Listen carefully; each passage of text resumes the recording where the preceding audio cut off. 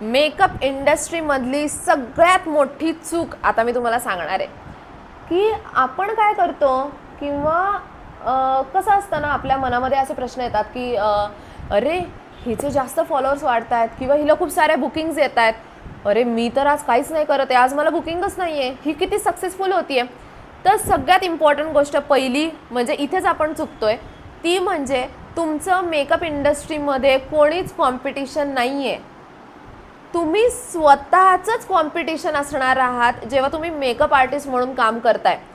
तुम्ही काल कसे आहात त्यापेक्षा आज तुमचं कुठलं वर्जन आहे हे तुम्ही स्वतःकडे बघा की काल जर मला हा हेअरस्टाईलचा पार्ट येत नव्हता तर तो आज मला येतोय का, याच्याकडे लक्ष द्या.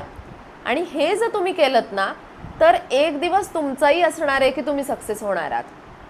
सो आपल्याला कुणाशीच आपल्याला दुसऱ्याला कंपेअर करायचं नाही आहे, तर नेहमी आपली कॉम्पिटिशन ही आपल्यासोबतच असणार आहे. त्याच्यामुळे ही चूक तुम्हाला करायची नाही आहे.